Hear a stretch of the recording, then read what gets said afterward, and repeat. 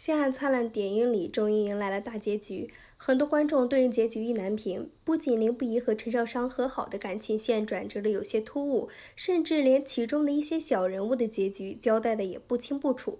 原著中，陈少商是穿越而来的，所以他身上有一些现代人特有的技能，这让他的主角光环显得相对合理一些。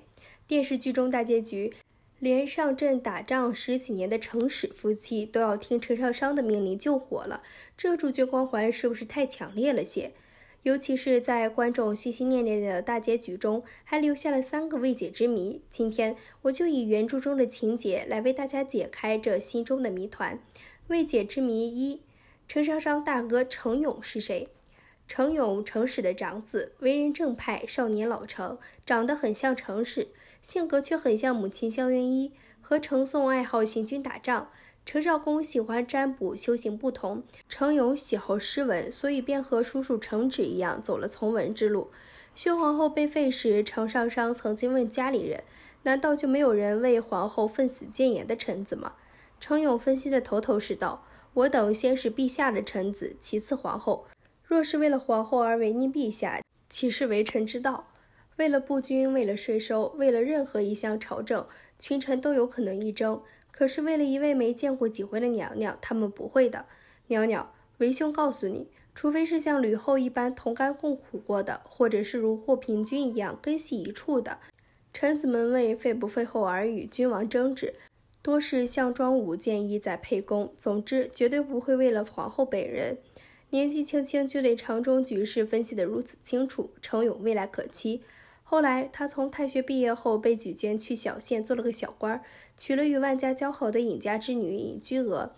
她是万七七除了陈少商之外的第2好闺蜜。程勇和尹居娥能够看对眼，少不了万七七在旁穿针引线。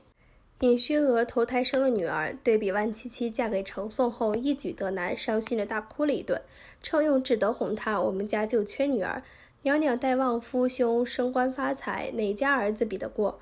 尹居娥破涕而笑，没想到程勇转头就对着月亮祝祷：“娘娘太可怜了，宁可父兄不升官发财，宝贝女儿也要顺顺当当的嫁人生子啊！”未解之谜2：元慎能不能累世3公？大结局时，元慎看到连同林不疑在内的程家人正望着星空大笑，他十分好奇，问众人有什么值得笑的事。一向喜欢占卜的少公意味深长地对元慎说道：“帮你卜了一卦，你好像确实没有。”元慎刚听到“没有”2字，便不再让少公说下去了。而少公的意思似乎是元慎没有实现累世3公的心愿。但在原著的番外，作者对袁家的结局做了大量的交代。元慎那时还是3朝元老，垂暮之年又疾病缠身，却还未致仕此官。他在教训自己的孙子元宵武时曾说：“过2年，等我告老时，陛下必然会允许我举荐1、2元氏子弟，按这尺序和学问，都算该轮到你和老2家的小6了。若你肯将这个机缘让给你3叔父家的小7，你一样能娶吴氏女。”这一番话足以证明袁家枝繁叶茂。元慎的第3个儿子还娶了陈少商和林不疑所生的女儿。即便如此，元慎病危以前，还是对陈少商念念不忘。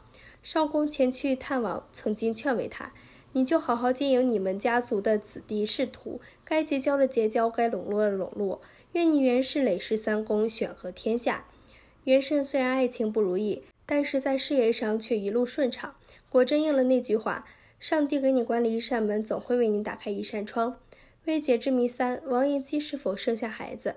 电视剧中，刘奔因为通宁县一案陷害程氏和严忠投递叛国，被林不疑和陈少商联手查出真相后，在妻子王延基的面前自刎而亡。王延基甚至还来不及告诉刘奔自己已经有了他的孩子，便假死投湖于自尽了。后来她嫁给了李家堡的堡主李阔，设计了一场自以为天衣无缝的暗杀陈少商和林不疑，为刘奔报仇的阴谋。但实际上，刘奔并没有王延基想象的那么爱他，他最爱的人永远都是自己。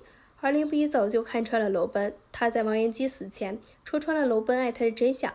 娄子维配不上你，你对他一片深情，生死可负，为了他，你可以不要性命，不要家人。可是与李阔那样粗鄙不堪的莽夫同床共枕，可娄子维是怎么对你的？你们成婚数载，夫妻团圆的日子加起来只有数月。他整年整月的不在家，留你一人孤寂思念，只为了荣华富贵，还美曰其名的一展抱负。比起与你长相厮守，不但他的雄心抱负更重要，脸面自负也比你重要。王延基嘴硬不承认，实际上能做出如此精心策划，差点要了陈少商和凌不疑的命的女人，怎么可能感受不到丈夫对自己到底有几分真情？果然，你永远也叫不醒一个装睡的人，除非他自己想醒。他泪如泉涌，笑得比哭还难看。你能悔改，为什么紫薇就没得悔改了呢？他一死了之，撇下我一个人在这世上，这狠心无情的冤家，该死的短命鬼，我要去找他算账。看来只能下辈子了。王延基终是为自己的偏执自食恶果。电视剧结尾并没有说王延基是流产了，还是生下了楼奔的孩子。其实原著中，王延基并没有怀上楼奔的孩子，这也让他为父报仇的这个设定更加合理一些。首先，王延基既然已经有了楼奔的孩子，都已经在这样关键的危难关头了，她为什么不早点告诉丈夫，以解楼奔的必死之心呢？其次，丈夫死了，孩子是她留给唯一的念想。如果她真的深爱楼奔，就应该为他生下这个孩子，好好抚养教育让孩子长大，而不是以卵击石，非要鱼死网破的为楼奔报仇。